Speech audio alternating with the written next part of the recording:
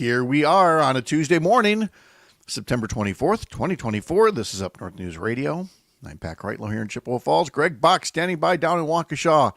And a fine program that we have coming up for you starting at 6:06 all across the Civic Media Radio Network. It's Tuesday, so we're going to hear from Sharita Booker and Christina Laurie.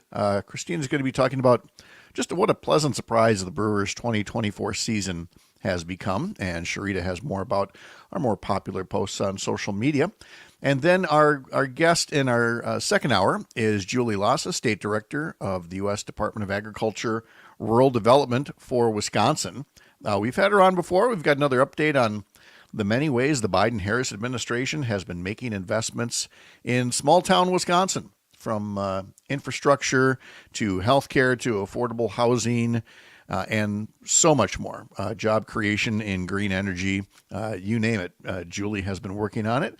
So that's coming up. We'll talk to Chad Holmes as well, Brittany Merlot's forecast, and the Go for the Green or Gold statewide text to win contest. So that's all coming up at 6:06 across the Civic Media Radio Network. We'll see you soon.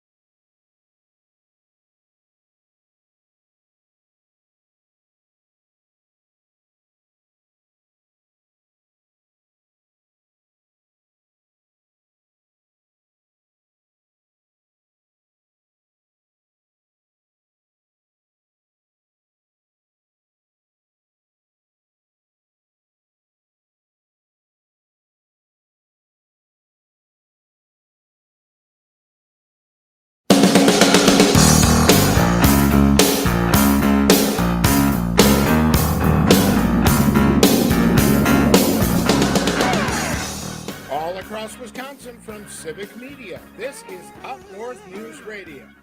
Now, live from our Lake Wissota studio, here's the founding editor of Up North News, Pat Brightlow. Well, hey there, Wisconsin. Good morning.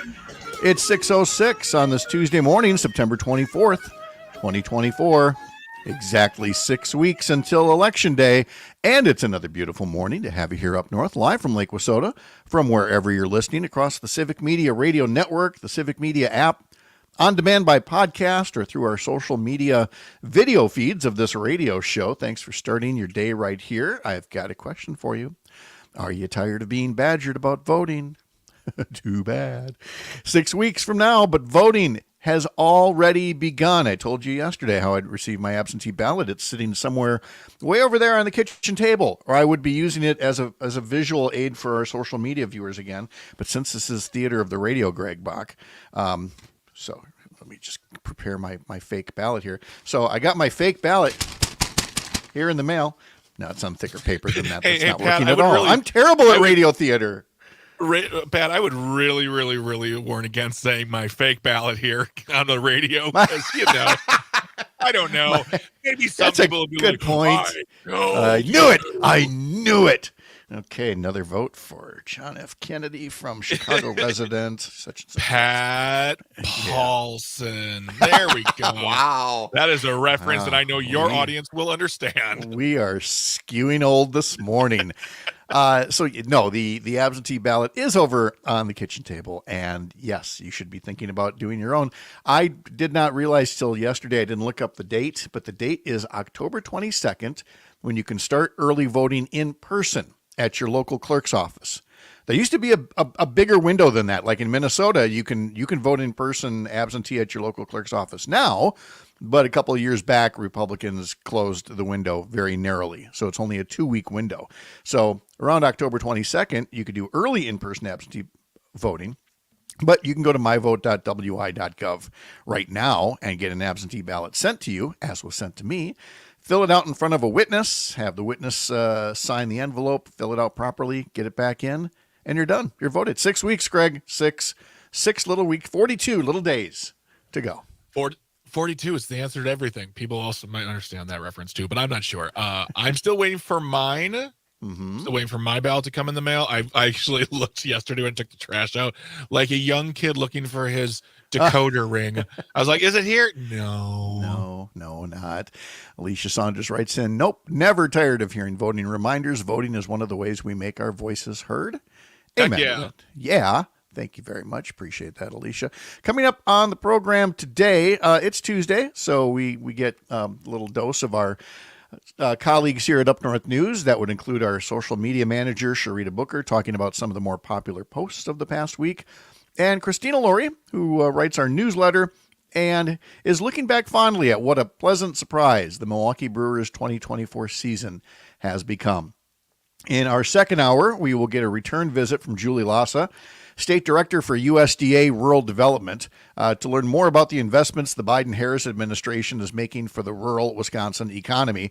We had her on 2 weeks ago, if memory serves, and we had some technical glitches and things, and so we thought we'd invite her back on to give us more details about rural development across Wisconsin that is being supported by the USDA. Chad Holmes will have a preview of his show in Wausau that follows this one on Civic Media. And in a couple of minutes here, we're going to talk about no more Springfields. We don't want a Springfield here in Wisconsin. And by that, I don't mean anti-immigrant. I mean anti-immigrant hatred. Donald Trump is coming to Wisconsin this weekend, and he's hoping to turn Prairie du Chien into the next Springfield, where he hopes that his demonization of immigrants will trigger another wave of race-based support. And it's time to stand up to that and say no.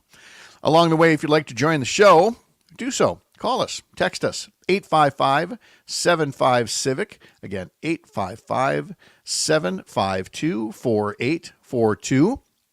You can follow us on the Up North News Facebook page or the Up North News YouTube page as well. Bus stop weather at 6 a.m. across Wisconsin looks like this. Lake Wissota, 46 right here in Chippewa. Hayward at 44. Park Falls reporting 44 degrees right now. Wausau is at 51, has some fog. Green Bay 52, La Crosse 51. Wisconsin Rapids reporting fog in 51. Oshkosh 54, Madison 55, and Waukesha is at 59 degrees right now. Gosh, almost pushing 60, and we're over here trying to stay out of the 30s again, Greg, but the season's changing whether we like it or not. I think I had one of those days where it was maybe the second to the last time that I'm mowing the lawn, and now it takes, well, technically it takes twice as long, because instead of like going back and forth, we just, because we have a mulching mower, yeah. I want all the leaves off to the side. So you got to do a strip and then come back and then do the next strip, and little by little the leaves are getting, chewed up and pushed back toward the edge of the yard to make it easier to dispose of them.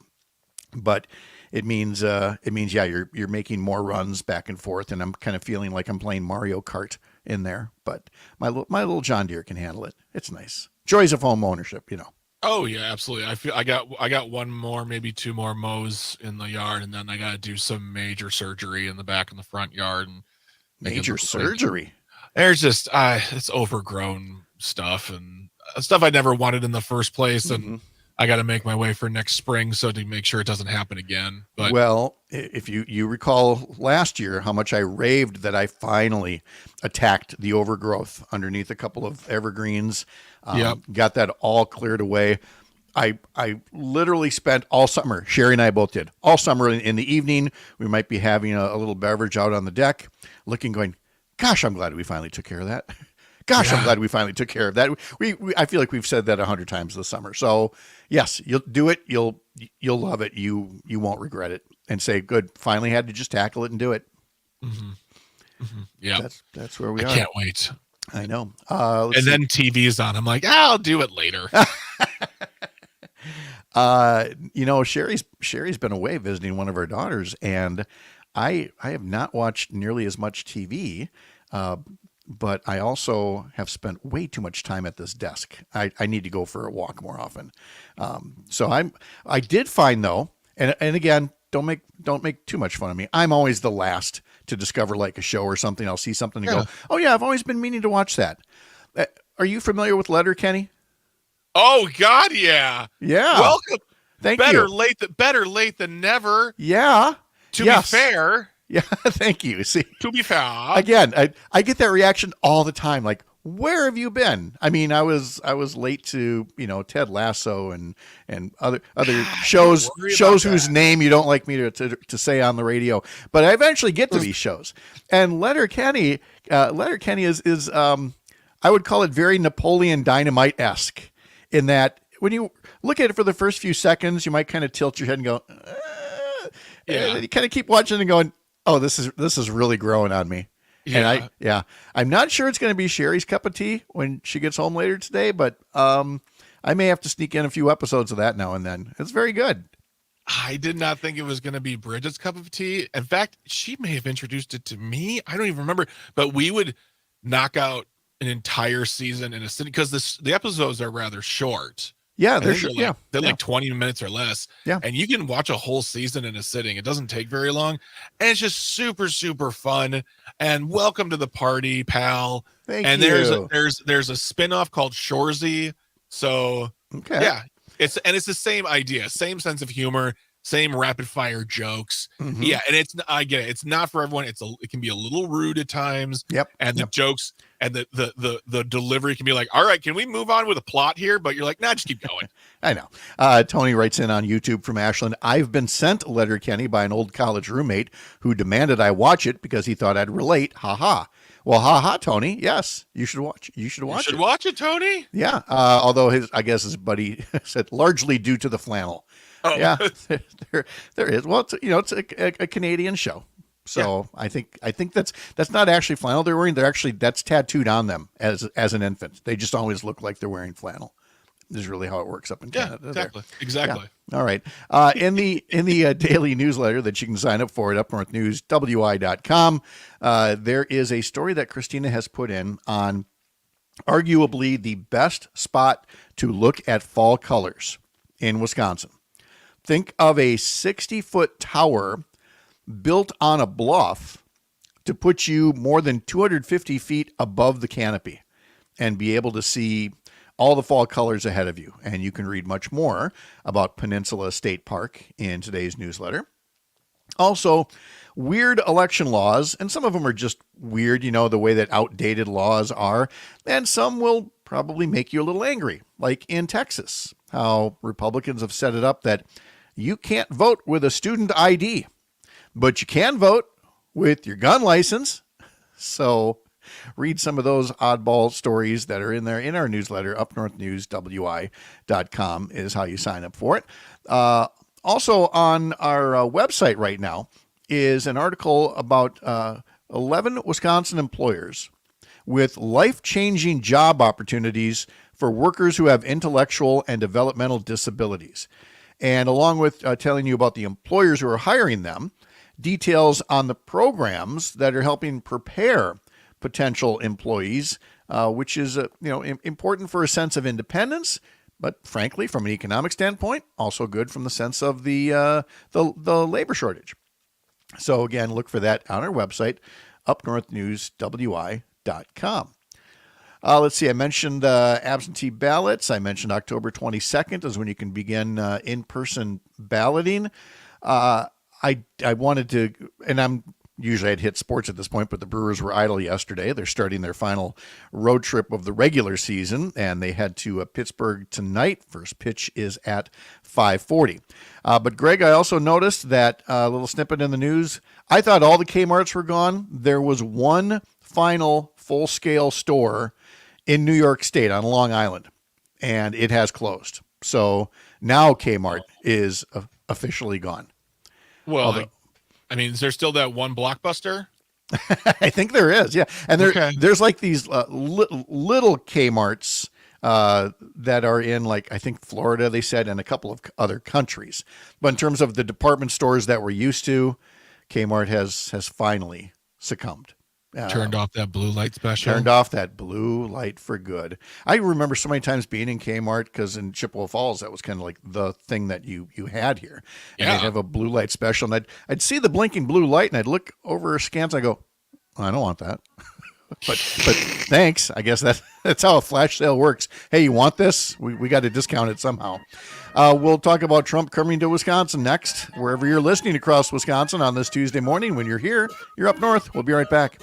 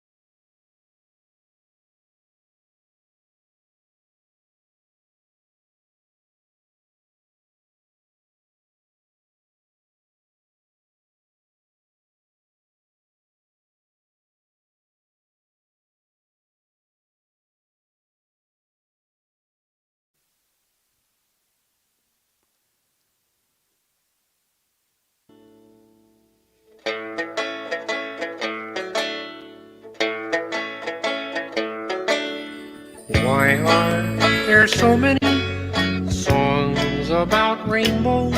And what's on the other side? Coming up in today's history lesson, the late, great Jim Henson. Christina Laurie's coming up in about 15 minutes, and later, Julie Lassa from USDA Rural Development on the major investments being made in a new generation of jobs for rural Wisconsin. It's time now to visit with Sharita Booker, social media manager here at Up North News. Sharita, hello, how are you? Good, Pat. How are you? Very good, thanks. I don't envy your job, not just for everything you have to do every week to get all the many stories posted during a busy election season, but also, all of finding room for all of the various features that we do throughout the course of any given day that get us off of the all work and no play, all politics and no features beat. Unfortunately, one of those features recently that was really popular on social media was a bittersweet one about the passing of everybody's favorite ballpark pup, which, I mean, I know it happens, so we have to be happy with the memories that young Hank gave us when he was a young little pup. Tell us more. Yep. So the Milwaukee Brewers ballpark pup Hank recently passed away, and he was named after Hank Aaron and was rescued by the team in 2014 when he wandered into their spring training facility. And after thousands of requests to adopt him by fans, the team vice president, Marty Wronski, adopted him. And Hank became a frequent attendee at games, and the rest is history. And Naomi said in the comments, I absolutely loved his story. I bought the Hank K9 shirt and stuffed Hank pup as gifts for myself for my birthday in 2014. R.I.P. Hank. And Debbie said, I saw this little guy race and have his bobblehead. He was a cutie. He was adorable. And again, just grabbed everybody's hearts, being this stray who'd been injured and, just went on to be such a great little mascot for that 2014 season. And yeah, we'll miss him a lot, but be very thankful for the memories as well. And we'll keep all that in mind as the Brewers start to cruise toward the postseason. Obviously, when we look at our more popular posts of the week, we don't always mean popular positive. We mean they draw a lot of comments, a lot of engagement, likes, and not only likes. Some people click on the little like symbol, some click on the little angry face symbol. Some people just want to put a little line or two, and other people want to pick a fight. Whatever it is, one of the more popular posts was about the presidential debate between Vice President Kamala Harris and former President Donald Trump, and where we go from here. Tell us about the post that got all the traffic. Yep. So Donald Trump said he will not debate Kamala Harris again after claiming polls showed him winning, although polls actually showed that he lost that debate. And Jerry said, no need to embarrass himself any more than he already has. Cindy said, the felon is afraid of the prosecutor. And Brian said, well, he already debated two different Democrat candidates this year, which he did, but I wouldn't be mad at another debate with Kamala. Yes, exactly. And by the way, people who want to put up, their own thoughts on this, that's fine. But we also have people who just want to put up very political, gifs and memes and things. Yeah. And some of them get old real fast, folks. Just tell us what you think, and then we'll move on from there as you comment on the news.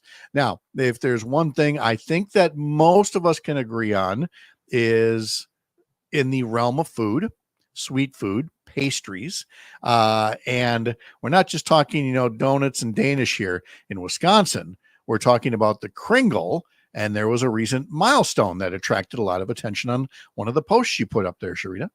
Yep, the world famous Kringle Bakery O&H recently celebrated its 75th birthday by bringing back 4 retired flavors. And those flavors include apricot sugar, pineapple pecan, custard poppy seed, and cherry almond macaroon. They all sound delicious. Those flavors will be available until September 29th at their bakeries located in Racine, Oak Creek, and Sturtevant.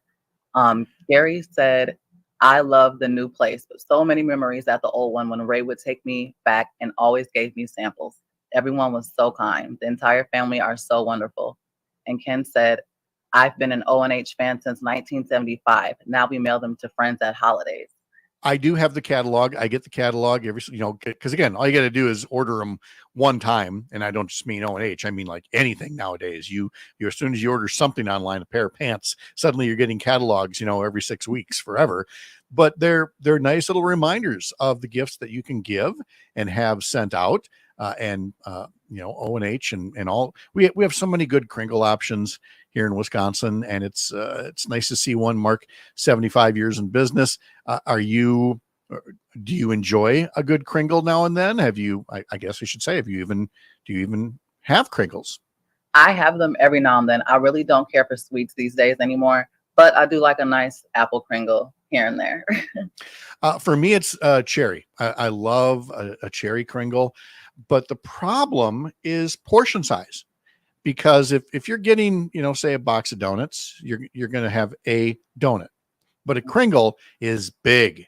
And so you cut a piece off for yourself. Well, maybe I'll cut another little piece off, and maybe I'll cut another little piece off. And it's not like, if you're having brownies, okay, you're going to stop before you eat an entire row of brownies. It's right there. You can see it's like, you don't want the shame of, oh my gosh, I just ate an entire row of brownies. But a Kringle isn't like that. It's like, oh, I'll cut off a little bit more. That's okay. Suddenly it goes from an O, to a C, to an I, because you've nibbled on some. Is this just me? Is it just me? No, not just okay. you. It's like begging to be ate. It is. It is. You're like, oh, I don't want to leave it just sit there. And again, there's good reason for that. They are that good. And obviously it's why it attracted a lot of attention to these posts and all the others that Sharita puts up over at Up North News on Facebook and Instagram and Twitter. Sharita, whatever I'm calling you this week, have a great day. We'll talk to you again soon. You too, bud. All right.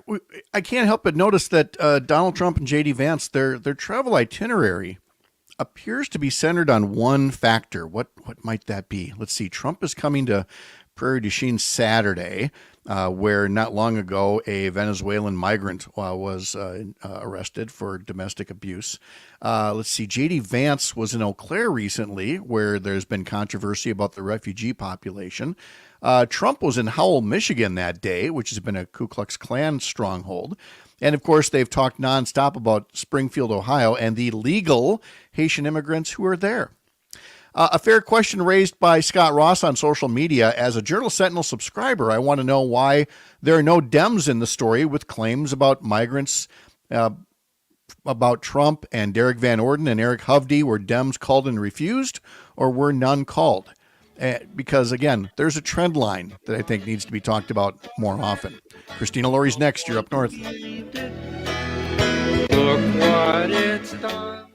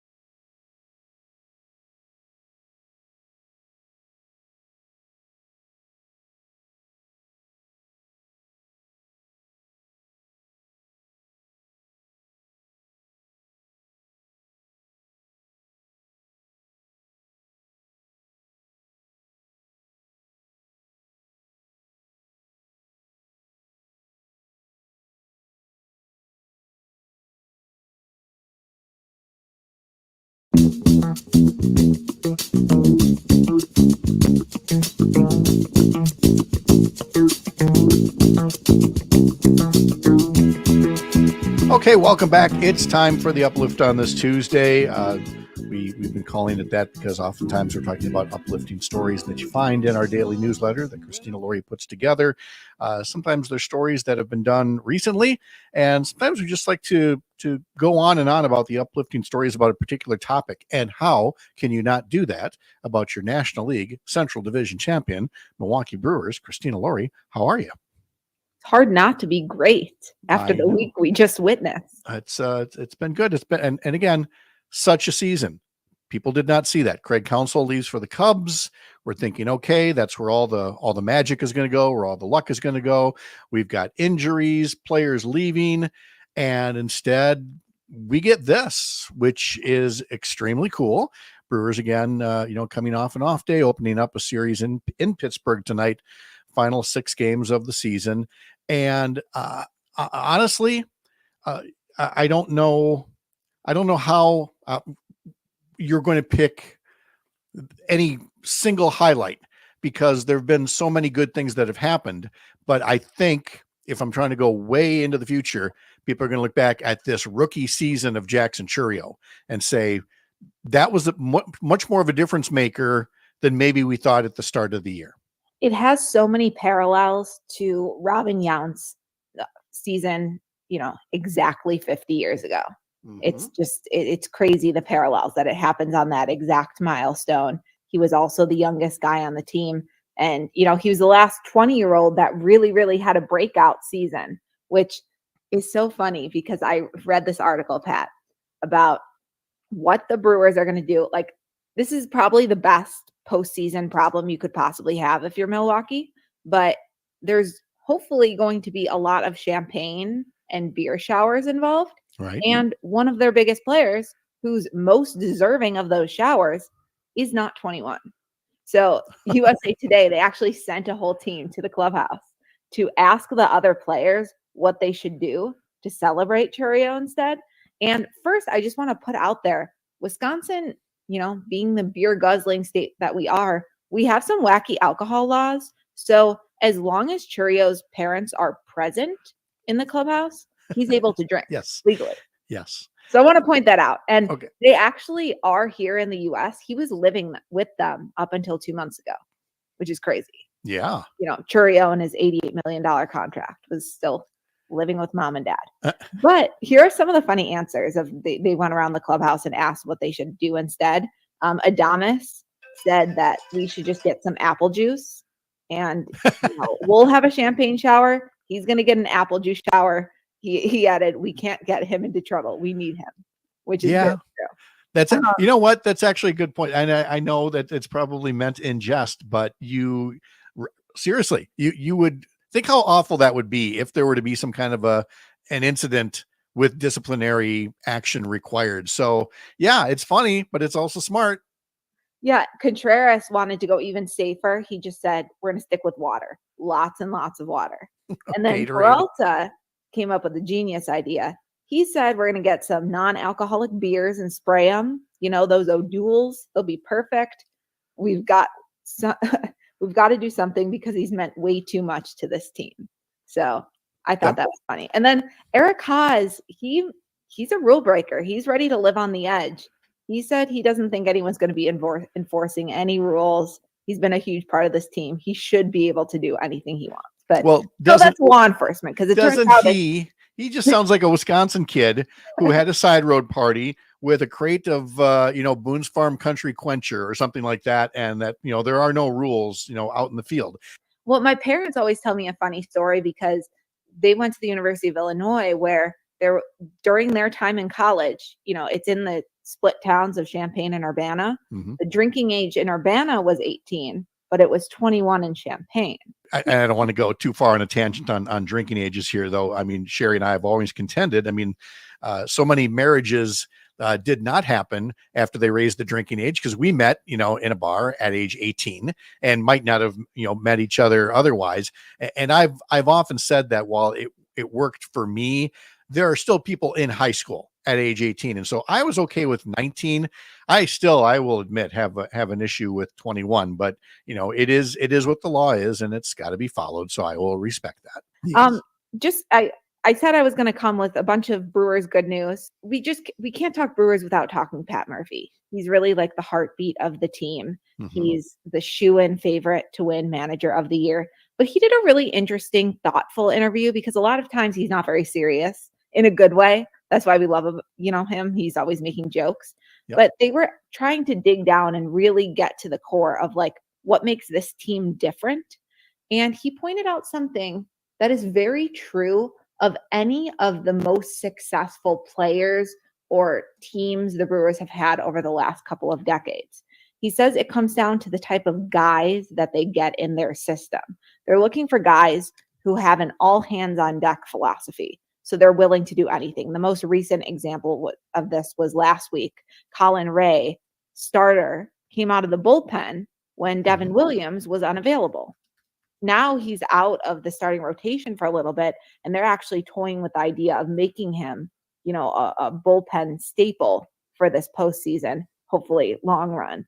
But, I don't know. Obviously, I've never played baseball, but I would imagine, starters tend to get more of the glory rather than someone who just comes in for an inning or two as a reliever if they're not the closer. So right. Middle relievers are kind of unsung heroes that way. But if you look at fairly recent World Series champions, it is those teams that have kind of played with their pitching lineup and have figured out who can go into the bullpen when. I mean, we're not talking like Game 7. Game 7, everybody's in the bullpen, of course. But the bullpen moves that you make right now, while it might step on some egos here and there, makes a huge difference. And Colin Ray really has been a difference maker since they made that move. And speaking of that, I mean, the bullpen and just the whole pitching rotation has been obviously a giant conversation this season, since they had gone through so many pitchers. That last count that I saw, they were up to 18 different pitchers this season that they funneled through. But despite all of that, the Brewers relievers this season have a combined 3.18 ERA as of last week. Second best in the majors, only trailing the Guardians, which is pretty incredible. And another name who was not really on anyone's, like the top of anyone's list at the beginning of this season, made MLB.com's story 12 under the radar relievers who could dominate October. Did you see this? Any guesses of who it is? No, not at all. It is Aaron Ashby. The writer started off saying, maybe this should be Trevor McGill, though we predicted that he would be great, or breakout lefty Brian Hudson, who actually is back in AAA now. No one has even noticed how good Joe Ross has been since moving to the bullpen. Yeah. But they gave the shout out to Aaron Ashby, who he has been out for a long time. He had to have shoulder surgery. Mm-hmm. And he was actually pitching awful in the minors. When they brought him up, he had an 8.36 ERA. Now, in 7 games, 13.1 innings, he's held batters to a .160 batting average and had 16 strikeouts, only 2 walks, and his fastball is super fast. Once again, 97 miles an hour. Mm-hmm. So, I mean, that's another example of a player you didn't peg as being great. No. Because again, all the attention went to, again, somebody like Churio, who again, spent all this time chasing a 2020 season, which is amazing. Now, granted, everybody else is watching Shohei Ohtani, chasing a 50-50 season, which again is like superhuman, but still, these 2020 accomplishments and the things that with Yelich being injured and everything else, it is just such a story of overcoming everything that's thrown at them. Quick sidebar, since you mentioned Shohei, he is my birthday buddy. We were born on the exact same day of the exact same year, and I've never felt more mediocre. Well, yeah. See, now that's me with a few people. Every day we go through the birthday segment, and as people are right close to my birthday, I'm like, I'm not making Tom Cruise money, to put it in the words of one of my birthday boys. So. I know. I was going to say, I'll be, thinking of Shohei on our 40th birthday and our 50th birthday when he's still raking in those big Dodgers paychecks. And again, not to keep it all on Churio, but you mentioned Robin Yount, and we just marked, 50 years since his rookie season, which, it just blows some people away. I'm trying to think of like 50 years from now, if things keep going the way they are, you're going to have those same kinds of celebrations for Churio. And it's really weird to think of him as a 70-year-old man. But last week, when Robin Yount turned 69, that was a real weird moment for a lot of us. It just, it reminds us that our boyhood heroes are around us all the time. And we all go down that road together. It is. And then just of names that, people pegged as being great at the start of the season, obviously you can't talk about the Brewers without mentioning Christian Yelich. And, it has to be really bittersweet for him to not be on the field as part of these efforts. But I don't know if you heard the game, not this last weekend, but the one before that. When he was in the booth? He joined them in the booth. And I thought he was incredible. He was great. He really was. And that was all the buzz afterwards. And so I would expect more of that. I think, I don't doubt that he's going to work his heart out to get back on the field, but sometimes you see something and you go, all right, well, I see what the next stop's going to be whenever that next stop comes. And it's really interesting, the kind of players in every sport that end up thriving in the booth, because it's not who you'd expect. I mean, when I think of the White Sox players who have done well, one of the best recently actually was Scott Pasednik, who played a couple seasons with the Brewers. He was, he's not a Hall of Fame baseball player, but he was really good in the booth. Frank Thomas, he's not as good with the play-by-play. He's good with the post-game analysis. But, if you were putting the two against each other, asking fans who you'd like to hear more of, you wouldn't expect them to say Scott Pasednik or AJ. AJ made headlines earlier this year. Did you see I forget if we already talked about this. No, we didn't. Okay. For the Brewers hot dog race, because he works for the sausage race. So he works for Fox Sports. And one of the games that he was actually at AmFam Field for, they had a guest sausage runner. And guess who? It was AJ. Of course, he asked to be the Polish, because he is Polish, Brzezinski. And it was the best part. When they were rounding, they're usually staying well south of home plate when they're going around. But AJ, seeing he was losing and being the competitive guy that he was, he made a beeline and decided to cross and cut corners. Of course he did. Cut off across home plate. And he almost just ran over Rhys Hoskins. Rhys was not expecting someone to come on his territory. Well, no. And he after the game, it was funny. They brought Hoskins into the booth and the two were hashing it out. I would hope. I mean, again, it's all fun and games until somebody with a multi-million-dollar contract gets hurt, right? Absolutely. All and right. Hoskins actually was another unexpected bright spot. Yes. Player who we could have thought was past his prime has really showed up. It's fun because night after night, you never know who the hero of the game is going to be. Correct. And the nice thing about the postseason too is folks around the country, for however long the Brewers are in this, are going to get a little more exposure to Uke. And I mean, look at how much he was celebrated after that feature about him was done during the All-Star game. And now he gets to, call playoff games at the age of 90. It's a wonderful thing. I'm very happy for him and all the people who will again be reminded about, what makes Mr. Baseball so great. And this is a great time if anyone's looking for some fall reading to pick up his autobiography, The Catcher in the Rye. It's one of the best sports books you will ever read. Yes, very much so. And you will never go wrong if you get on YouTube and look at some of his appearances with Johnny Carson on The Tonight Show, dating back to 1969 and making 100 different appearances. And they were all gold. Yeah. What's funny, my grandpa loves Johnny Carson. And he told me the other day, he recently discovered YouTube TV and that he can hook it up and watch whatever he wants. And he goes, Christina, you'll never believe it. There's 10 whole episodes of Johnny Carson on here that I can watch. And I was like, Grandpa, I think there might be 10,000 episodes of Johnny Carson you might be able to watch. Very, He's just very much referring to the so. little bar that was on the side. That's all he saw. And he was Oh. already in heaven. So He's going to love it. he's hooked up. Absolutely. Christina Laurie, nice to visit with you. Thanks again. Have a great day. You too, Pat.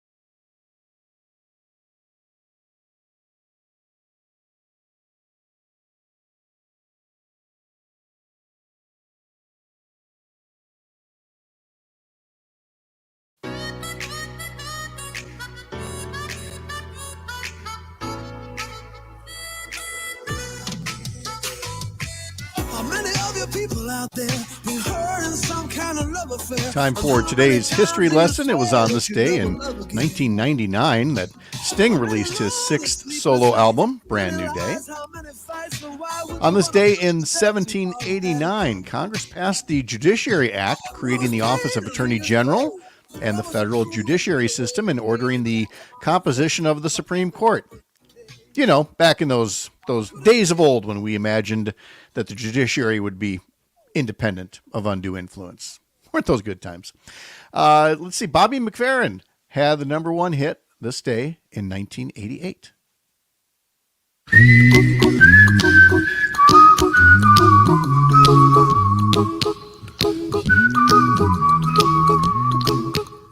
All right, Greg, where is Don't Worry, Be Happy? Is it in the, that still makes me feel light and uplifting, or is it in the Macarena category of, oh, it's that song again? The Macarena. Okay. Don't worry.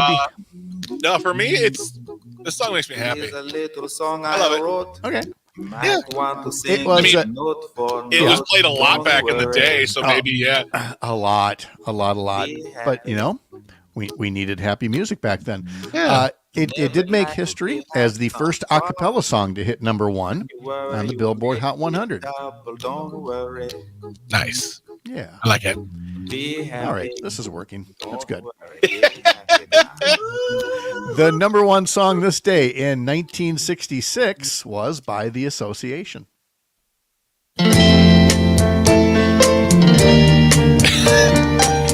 And folks, if you could see the album cover with them on it, Yes. they literally look like the Accounting Association.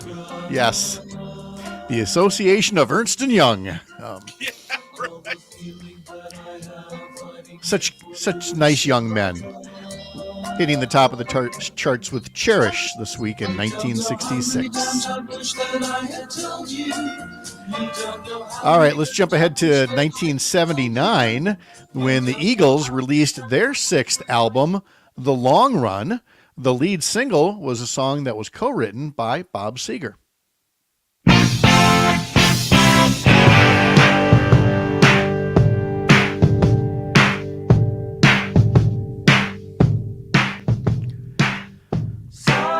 Just that part right there. I did not know until I was doing the research on this that this was co-written by Bob. I'm hearing this now going, yeah, this is a Bob Seger song.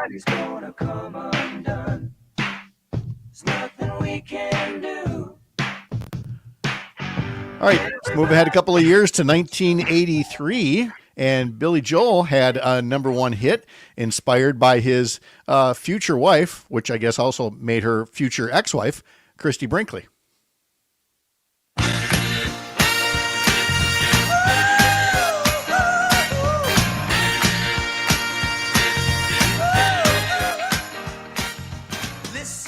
It's a very short day on the National Day calendar today. It's so funny. Some days there's like so many things, and today there's really just two of note. Today is Cherry's Jubilee Day.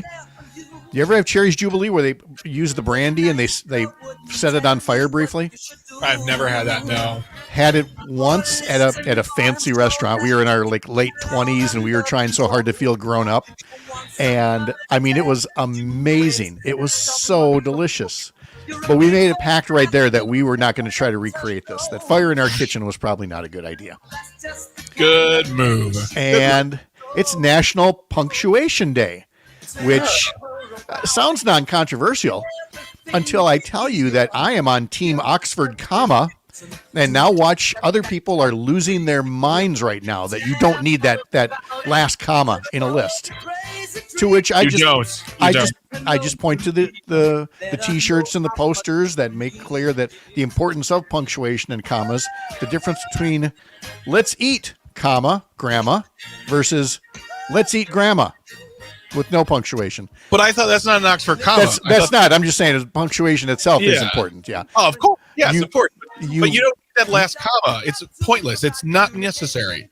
It's a waste of comma. It is unnecessary until it is. And please. No, there are examples of words like, oh yeah, that's where the Oxford comma would really help. Turning Billy Joel back up. Here's one. I like oatmeal, comma, eggs, comma, and fruit salad for breakfast. Without that, you get I like oatmeal, eggs, and fruit salad for breakfast. No, I get the need for commas. Yeah. But people will say that you need I like eggs, comma, oatmeal, comma, and fruit salad. That's what I just said. If you didn't have that comma there, you'd have an egg and fruit salad. No, you're all wrong. You're all wrong.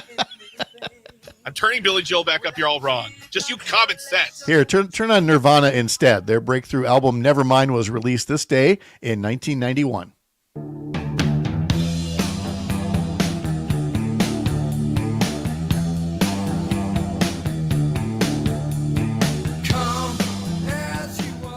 On that same day, also released, was the Red Hot Chili Peppers' Blood, Sugar, Sex, Magic, containing Give It Away, and this single for an album that would sell 10 million copies worldwide.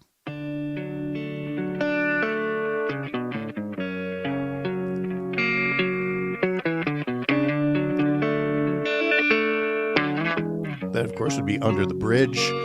Let's see, on this day in 1996, That Thing You Do, the title track to the musical film, directed by and starring Tom Hanks, was released. Maybe play a snippet of that later. The iconic London double-decker bus, the AEC Routemaster, was introduced this day in 1954. And finally, Jerry Marsden, frontman and namesake of Jerry and the Pacemakers, was born this day in 1942. Your heart may be broken tonight, but tomorrow in the morning. And one more quick one for you. Jim Henson, we mentioned earlier, born this day in 1936. He actually charted with Rainbow Connection and Rubber Ducky. Back with more Up North News Radio after this. Oh, Rubber Ducky, you're the one.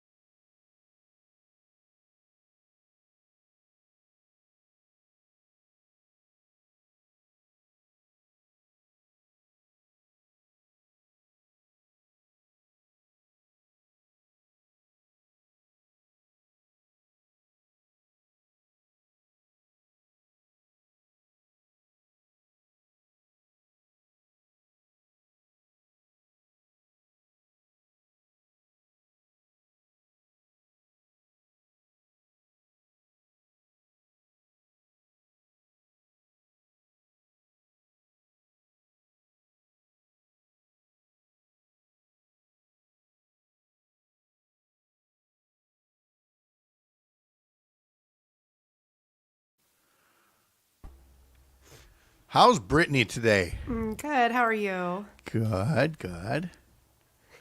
If a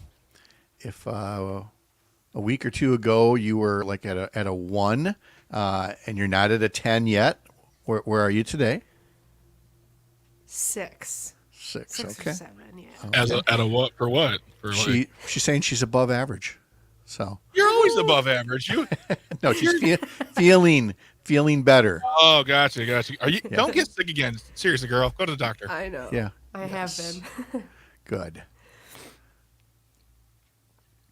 Well, good talk. All right. See you later. Okay. See ya. Bye. Bye.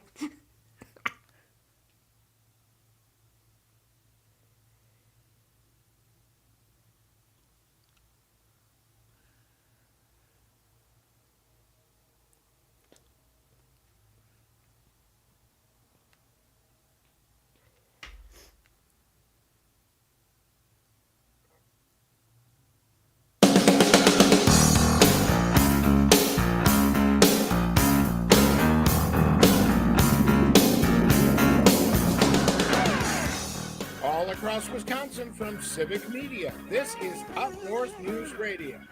Now, live from our Lake Minnesota studio, here's the founding editor of Up North News, Pat Brightlow. Good morning. Welcome back to Up North News Radio, unabashedly Wisconsin, brought to you by Courier Newsroom and carried by our friends here on the Civic Media Radio Network.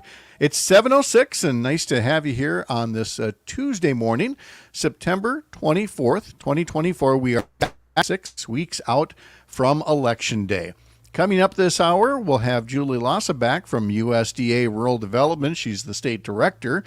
The U.S. Department of Agriculture is about so much more than just farming. It's about rural America, writ large, and the rural economy. And there are all kinds of investments that have been made over the decades, but some of the largest are coming from the Biden-Harris administration here to rural Wisconsin. And Julie's going to walk us through some of the more recent examples. Chad Holmes will be along as well. And Brittany Merlot is standing by to give us the forecast. But first, get that Civic Media app ready and get ready to text the station here. You pick the station where you can hear Up North News Radio. There are 7 of them around the state. Because it's time for the green or gold text to win contest that we do 4 times a day, 7 a.m., 11 a.m., 1 p.m., and 4 p.m. You've got till the end of the hour to text us this hour's keyword. Each one of those 4 times a day, we pick one entry statewide at random. The winner gets $100 cash or gold jewelry, depending on what's up for grabs at that hour. And of all the entries, there will be one grand prize winner getting a pair of indoor tickets to see the green and gold in Green Bay on Monday, December 23rd against Nolans. So get that Civic Media app ready. This hour's keyword is green, like the color, like Green. Green is this hour's keyword. Text it through the Civic Media app, and you are in the running for some gold jewelry this hour as part of the Go for the Green or Gold contest. Meteorologist Brittany Merlot joins us now to tell us more about what is yet another pleasant fall day. And fall would be operative, as Rob tells us. Good morning from Tigerton. It's 47. Sun's coming up. I had a mowing job and had to wear a hoodie, but the sunshine felt good. He's got mowing jobs in Wittenberg today. And based on our music segment a minute ago, he says, "Don't Worry, Be Happy" was a popular song when he was working and staying in Green Bay in 1988. And when they opened the first 10-mile stretch of a 4-lane Highway 29 in western Brown County, I remember that well. Could not wait for 4-lane Highway 29 to be done. So, Brittany, yeah, it's hoodie season. It sure is. In fact, I'm in one right now. Speaking of that, right? Gotta Greg, love it. shorts and T-shirt over there still, bud? I'm wearing shorts. Get over it. And I'm wearing my short sleeve. Get over? Well, that's more for the people who are like, Greg, you need to put some pants on. Well, I have pants on. They're just short pants.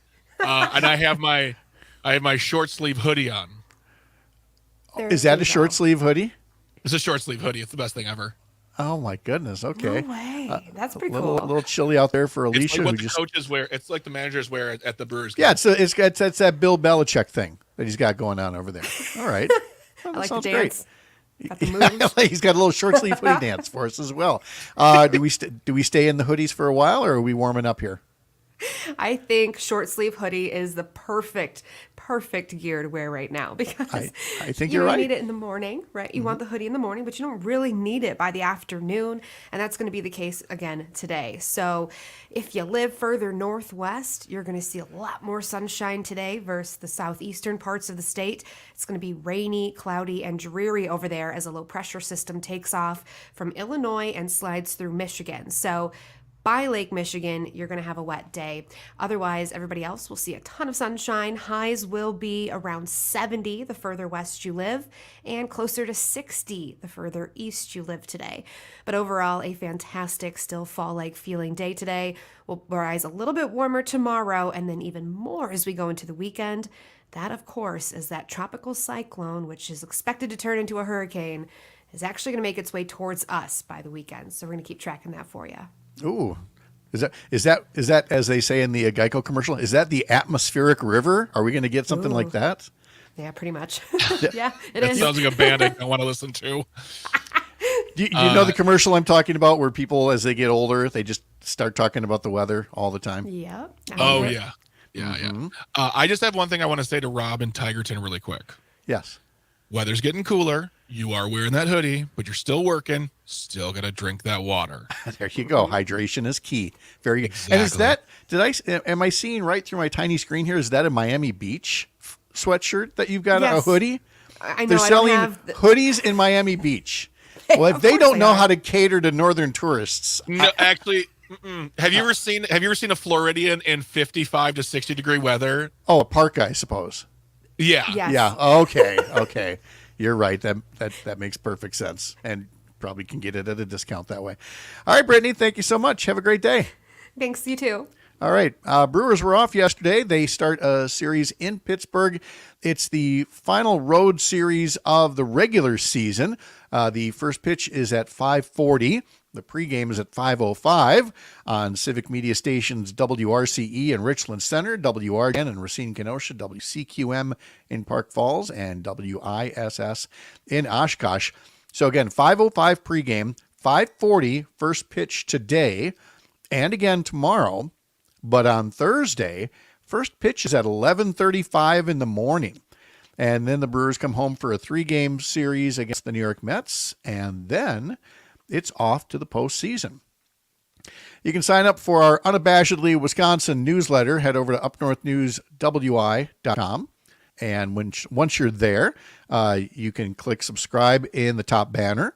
And among the stories that are there today, something all about one of the best fall color spots, a 60-foot tower built on a bluff that puts you more than 250 feet above the canopy. So learn more details about Peninsula State Park coming up on the Up North News Daily Newsletter. Again, head over to UpNorthNewsWI.com. There is a birthday of note that I didn't have time to do in our last hour, but it's a true Wisconsin legend, and a lot of people probably don't know much about Dick Bong anymore, and they think the name is kind of funny if they go over the Dick Bong Bridge in Superior.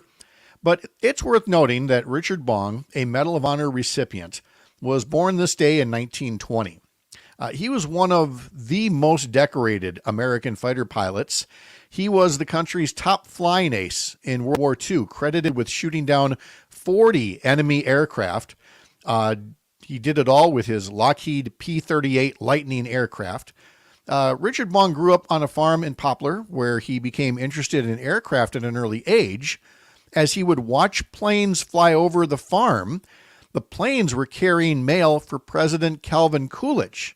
A lot of folks don't remember anymore that Calvin Coolidge, his summer White House was in Superior. The president spent his summers in Superior getting out of the heat of Washington, D.C.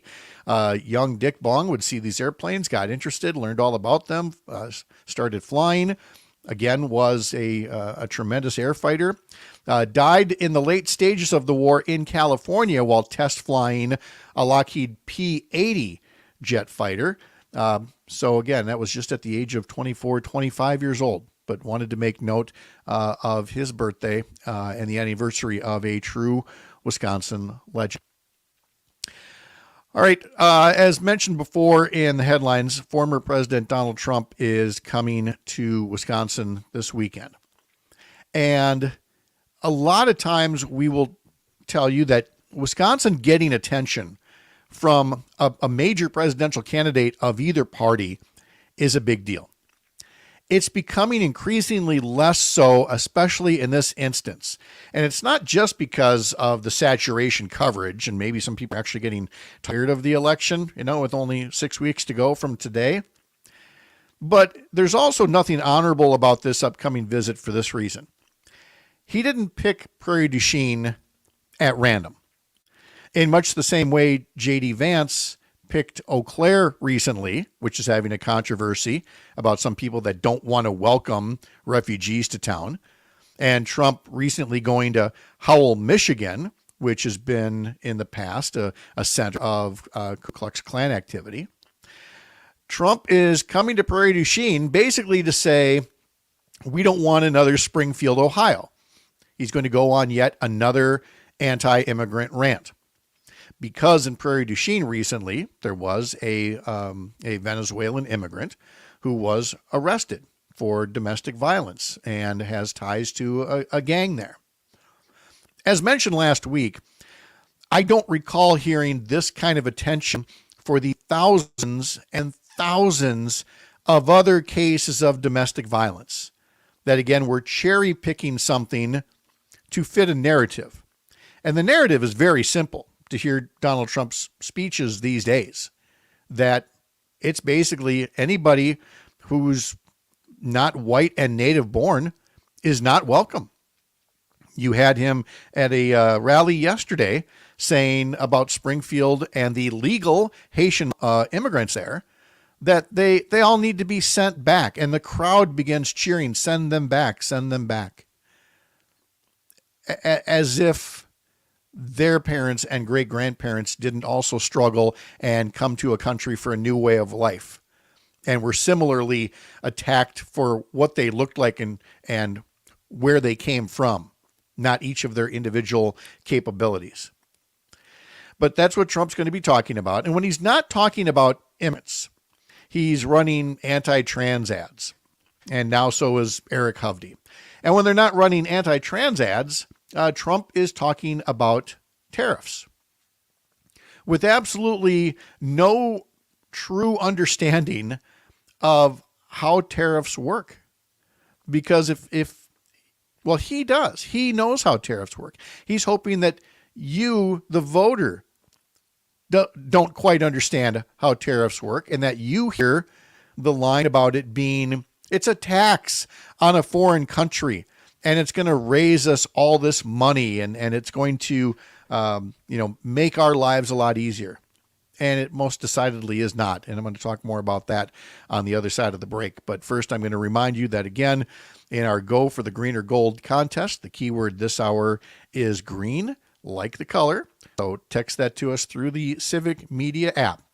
And one note from the text line as well from Matt in Germantown. Was amazed when I talked to Sharita Booker an hour ago when I talked about eating too much of a Kringle and having to stop. It starts off as this round letter O and pretty soon it's a letter C and it's getting smaller. And Matt writes in, you stop? My wife and I eat the entire thing, whether it be brownies or a Kringle, to which I have no beef with that whatsoever, Matt. If I could get away with it, I would. More after this. You're Up North.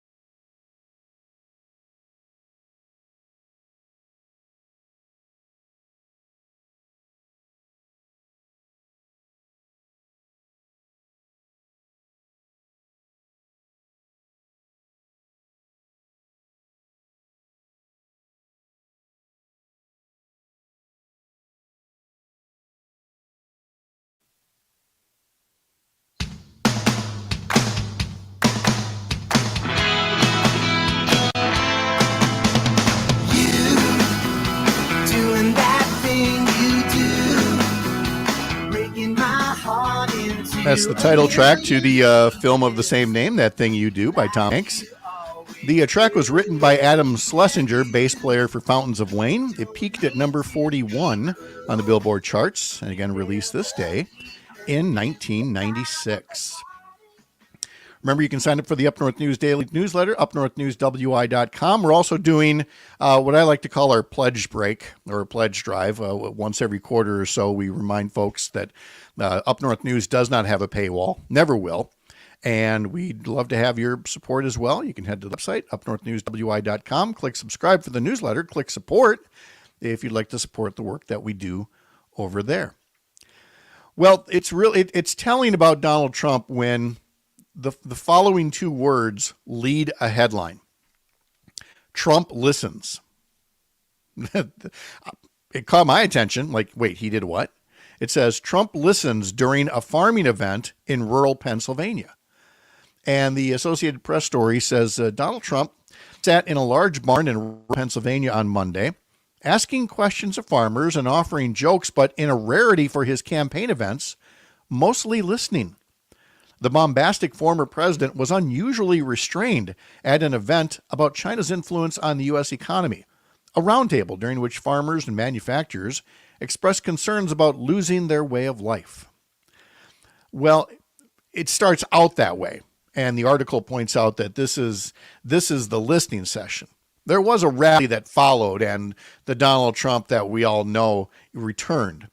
But in between the two, after hearing all these farmers' concerns, he gave his standard answer that he has. And that's the other part of this headline. Trump listens during a farming event in rural Pennsylvania, then threatens John Deere with tariffs. Now, John Deere is in fact looking to move some of its manufacturing to Mexico. Trump threatened the company with a 200% tariff if he were to win back the presidency and if they were to try to export manufacturing to Mexico, which again, on its face, might sound attractive if that's all there was to it, that you're going to pay this penalty if you go. But that's not how trade wars work.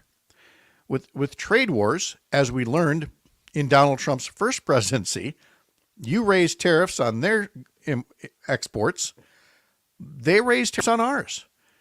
And it did tremendous damage, not just to farmers. Well, it did damage to their export sales. It didn't do as much damage to farmers financially, but here's why. Donald Trump then sent them relief checks totaling $28 billion during his term for a trade war with China where the Wisconsin market for soybeans dried up. So did we make a point there? Or did we just add $28 billion to the national debt to make Trump feel good? There have been plenty of articles, they would not be tough to find, about the folly of trying to ignite another trade war rather than try to negotiate trade agreements that are fair for all parties involved.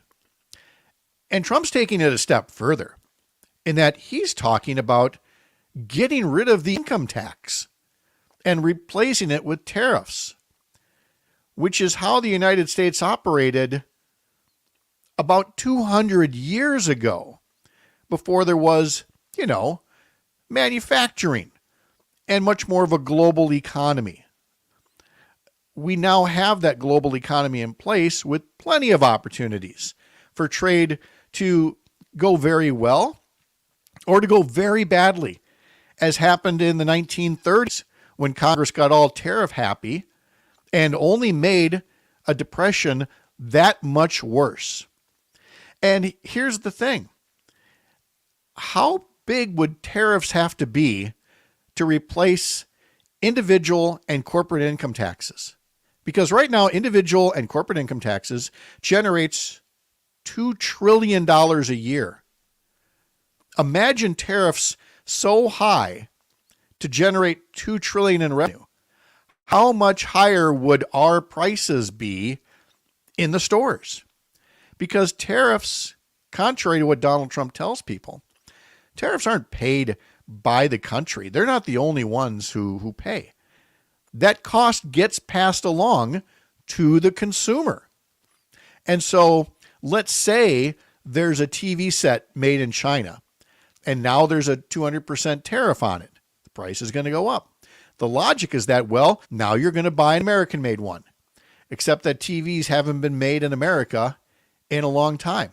Sure, it could get us to start or restart an industry like making TVs or making clothing or things like that.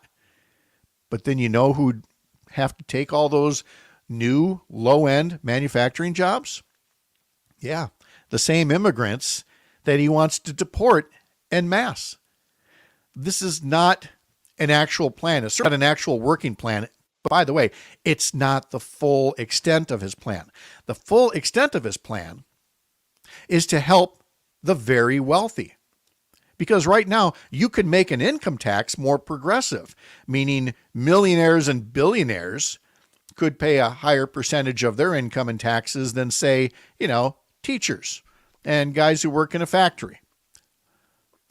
You can make income taxes more progressive. You can make corporate taxes more progressive. But if you swap that out for tariffs, where do the tariffs come from? Well, in Donald Trump's mind, they come from him, like right there where he just threatened John Deere. So what you've got is trading a fair system of taxes that you can always tweak with just giving some guy the power to decide on his own that this company or this industry is going to be punished with tariffs. Do you think he's going to punish millionaires and billionaires with higher taxes? Or do you think that once millionaires and billionaires have their individual taxes taken down substantially, the rest of us are going to make up the difference in higher prices because of tariffs, and tariffs that Donald Trump chooses? He chooses who to punish. That's not a way a democracy works in an economy. That's the way a strongman works, the way an authoritarian works. It's the way Donald Trump works. When he talks about tariffs, he's talking about being an authoritarian strongman. The same goes for having the power to deport millions of people, including legal immigrants. The man said he wanted to be a dictator on day one. Believe him already. We'll talk to Julie Lassa from USDA Rural Development about Biden-Harris investments in Wisconsin next. You're up north.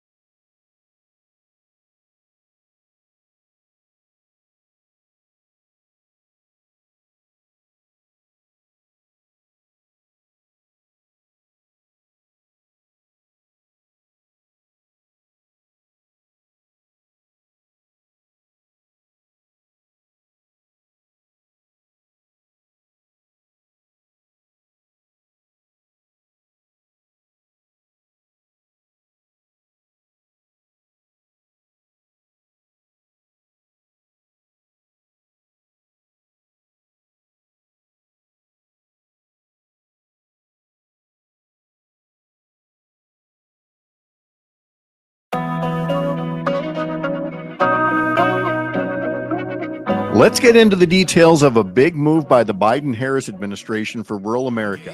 $7 billion for rural electric cooperatives to build a clean energy infrastructure, the largest investment in rural electrification since the New Deal. It's called the New ERA program, ERA standing for Empowering Rural America. Including private partnership investments, it's a nearly $30 billion boost to the rural economy. And we're joined once again by our friend Julie Lassa, the State Director for USDA Rural Development for Wisconsin. Julie, how are you? I am doing well. I have all of my computer glitches and bugs hopefully fixed, and hopefully it'll be a good rest of the day. Oh, I'm sure that it will be. Julie and I served in the state senate together. Now she works for USDA Rural Development, which let's go back as we often do and do a quick square one on rural development, because people hear USDA and they think that's all about farms and farming, but USDA Rural Development plays a big role in the full rural economy. So tell us more about what rural development does. Yeah, so real quick elevator pitch for us. Rural development is housed within USDA.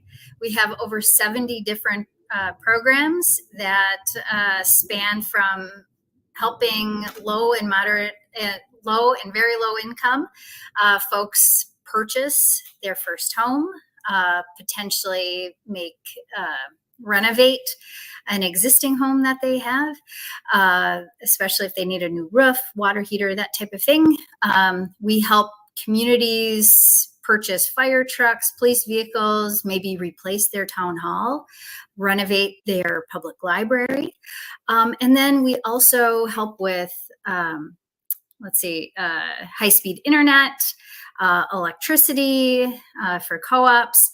And then also we have our business and cooperative services, and there we help either communities themselves put together a revolving loan fund to help with business improvements in their area, or we can work with small and mid-sized companies themselves if they're looking to expand.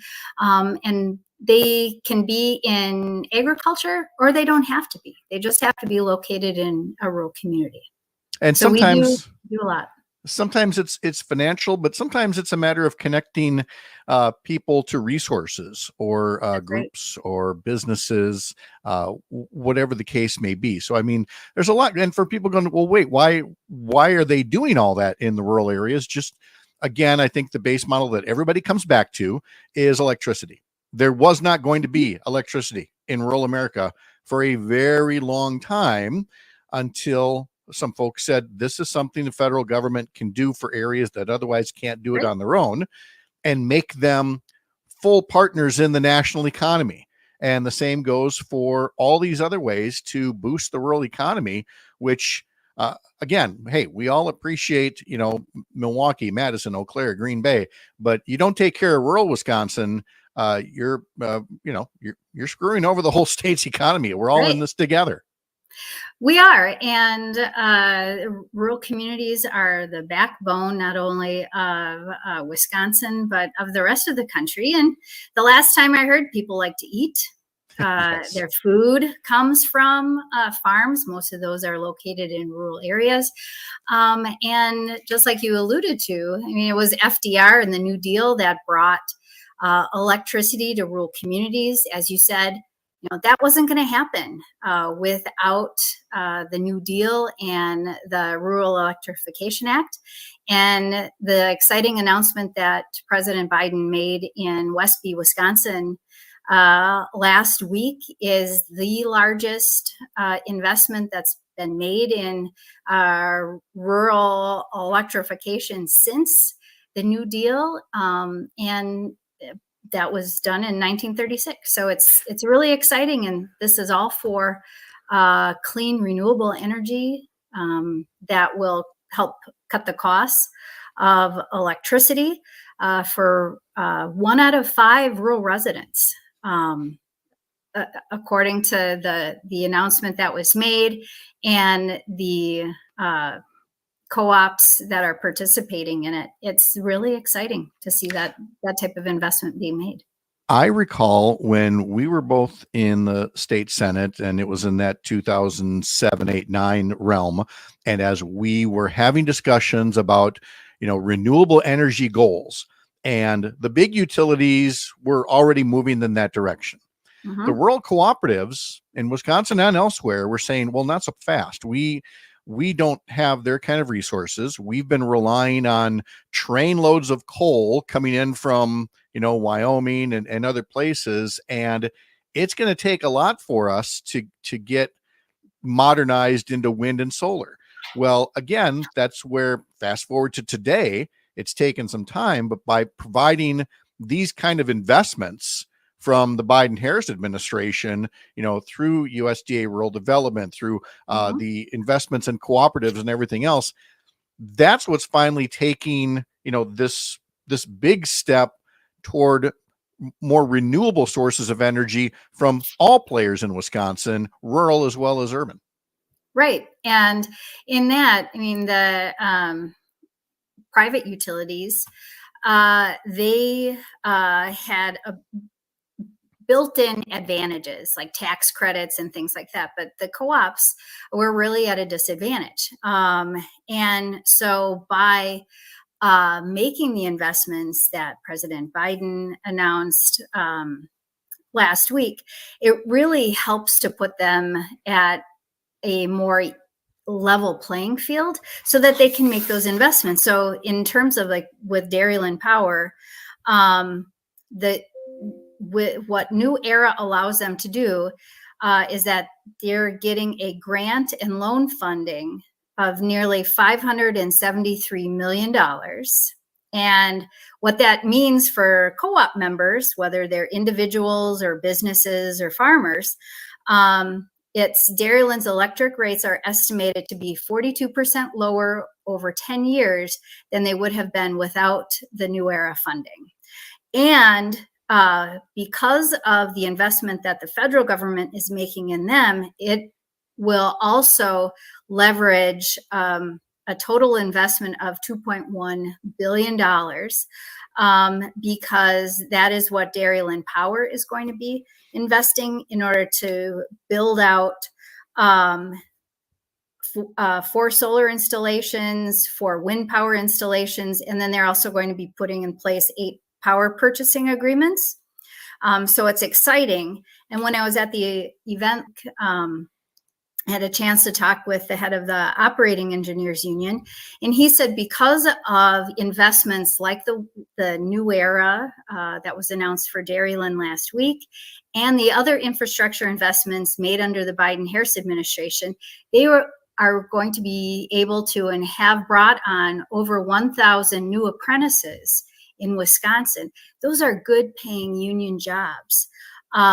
And those folks then, they go out and they purchase homes, or they're able to make other purchases, and that just continues to benefit the local economy as that ripples out. So it's really exciting to see this type of investment being made, not only through New Era, but through the other infrastructure investments that this administration has made in Wisconsin and across rural America. Well, let's talk about some of those other investments across rural Wisconsin. Julie Lassa is our guest from USDA Rural Development. She's the state director for that. And so let's start with something that is thought of more in the traditional USDA vein. Let's go over to Plum City, where over the summer, there was assistance provided, $1.5 million as part of the meat and poultry processing expansion program.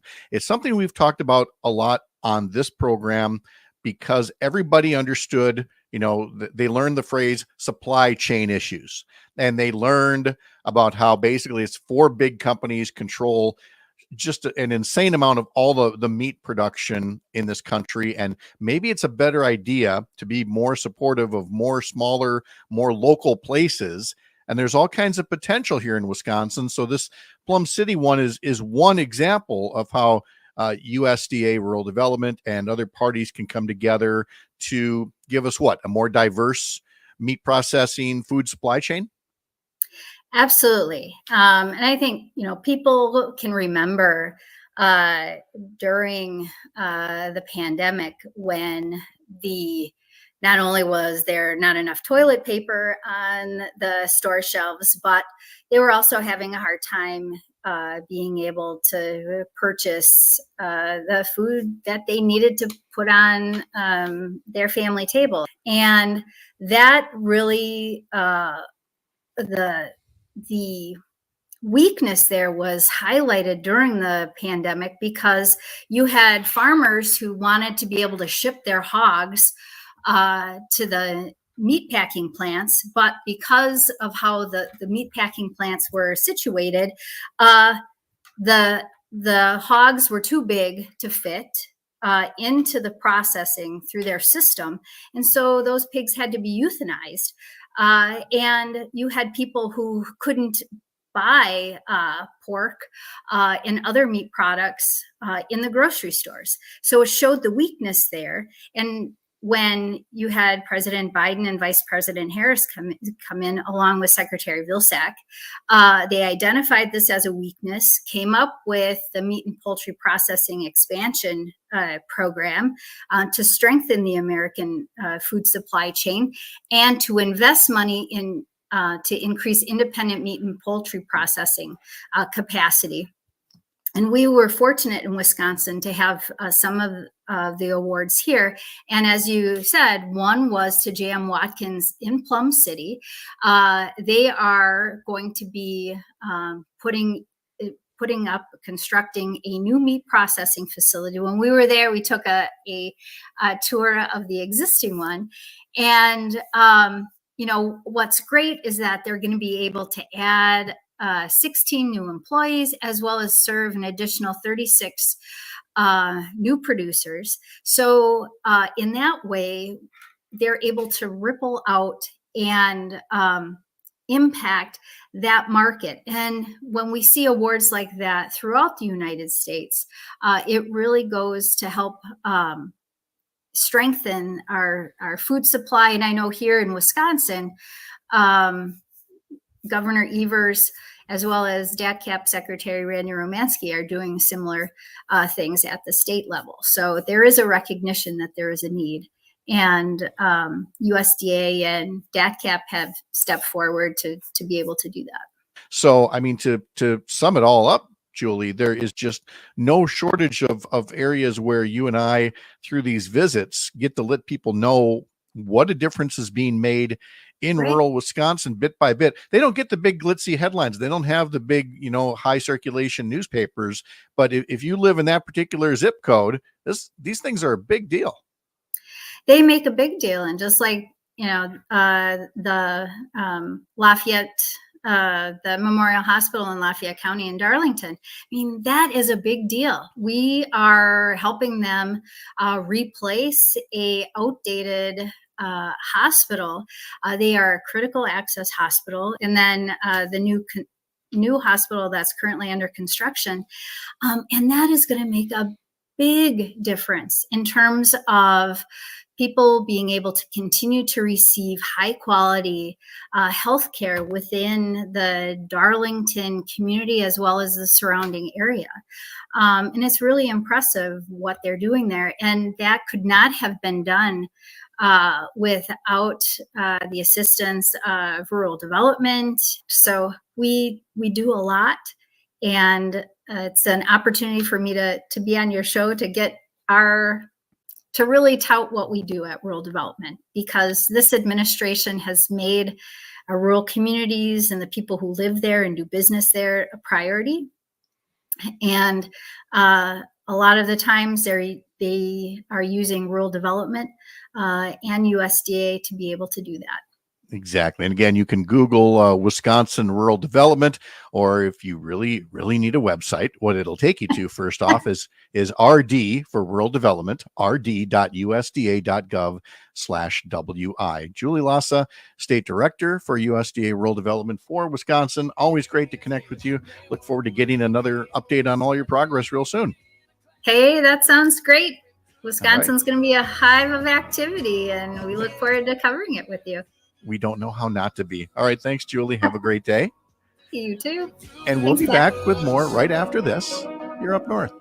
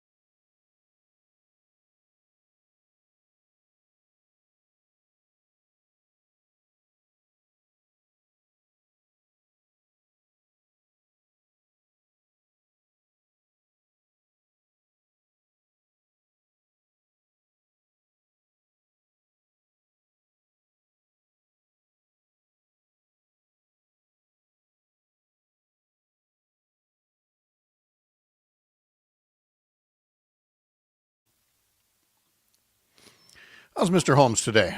Doing very well. All right.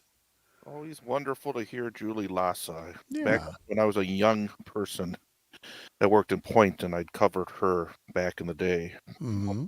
Always just a wonderful person to be around. Oh, he's just positive and just wants Yep. to do the work. Yep, absolutely.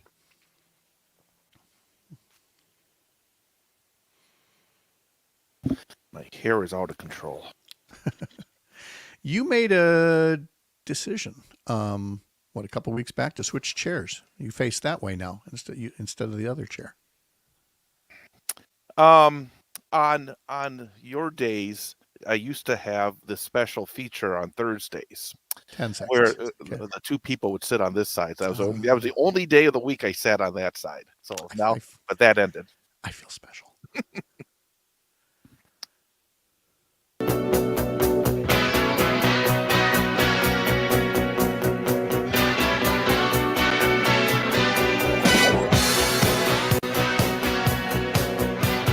Chad Holmes from 98.9 WXCO is coming up next in the Wausau area, or listen through the Civic Media app. And hey, while you're at the Civic Media app, why don't you text us the word green right now? It's part of the Go for the Green or Gold contest, and you got till the end of the hour to be in the running for some jewelry and maybe a grand prize. Some tickets to see the Green and Gold play in Green Bay. Tomorrow on the program, we'll have the superintendent from the Alma Center Humbird, Maryland School District talking about their plans to add a child care center.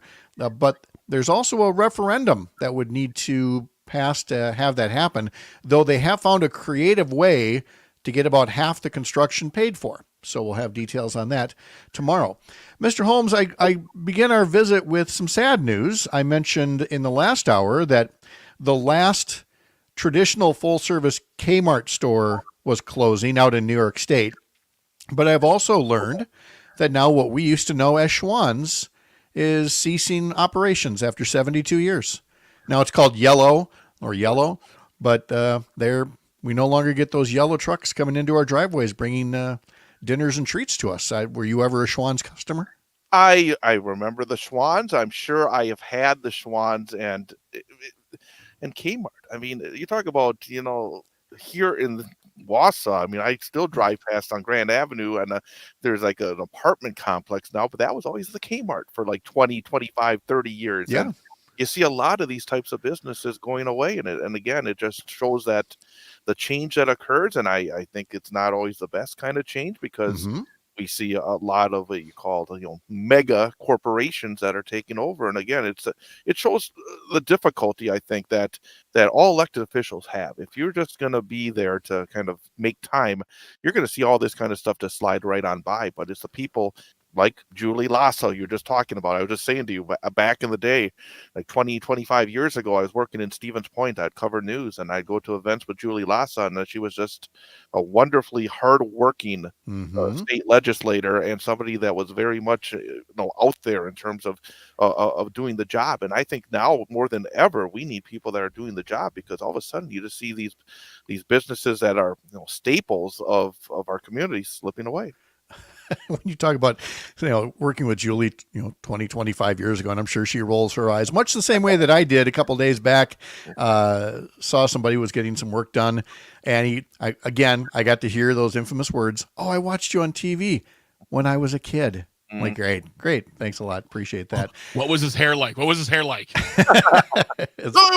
remember hearing you when I was a kid. Oh, gosh, that reminds me. I was gassing up yesterday at Fleet Farm, picking up some flannel shirts, and this guy goes, "You're the guy from up north Wisconsin." And as I looked, and as he was saying it, he had a flannel shirt, he had a close-cropped gray beard, he had glasses. The voice wasn't matching, but he looked just enough like Derek Van Orden that when he said, "You're the guy from up north Wisconsin," I thought, "Oh, this could go wrong." And I'm like, "Yeah." And then I could tell it wasn't actually. It was just somebody who kind of resembled him. And he's like, "Really like the work that you guys do." And I'm like, "Oh, good. Thank you very much." Otherwise, I would have had a totally different story about Derek Van Orden accosting me in a parking lot. But I think it's unfortunate now that I would be able to see Derek Van Orden and recognize him at sight because I'm seeing a lot of his commercials here in the Wausau area. Yes. But the good news is, as opposed to 2 years ago when I saw a lot of Derek Van Orden commercials in the run-up to the election, we're also seeing Rebecca Cook out there quite a bit, and did not see that 2 years ago. And that turned out to be a very big mistake for the Democrats. Right. And now going to try to remedy that situation here in 6 weeks' time. Yeah, that's exactly right.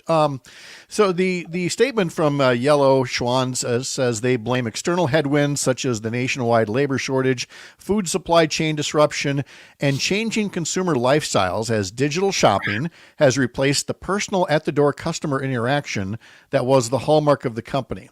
And I can't help, and I have invoked this before. I don't know if you've seen the Disney Pixar cartoon WALL-E, the movie, but there's a big old giant company there called By and Large. And I always think of Amazon every time I see that basically By and Large essentially ran the planet and screwed things up so much that the whole Earth's population had to go live in outer space. And I think we once had door-to-door delivery of food, and you could go to the local Kmart or Sears, Mr. Bach. I don't ever like to see any business go out of business for business. And Schwann's is definitely a tradition here in Wisconsin, at least. Yes. But all those reasons sound very like supply chain. People don't want to work, and Amazon. Well, all right. Did you also maybe not adjust your business model for the changing times? I don't know. That's actually where I was going to go next. I was going to say copy and paste. Copy and paste. I mean, that statement's been put out a lot of times. I was going to invoke Kmart and Sears. And Tony writes in, "Don't worry, Elon Musk is on it, Pat." Thanks, Tony, very much. Appreciate that. But that, as I've said before, Kmart and Sears and others, they didn't have to necessarily go out of business. They didn't adjust. They're looking at what Amazon's doing. Amazon started as a little stupid bookstore. They made the adjustments.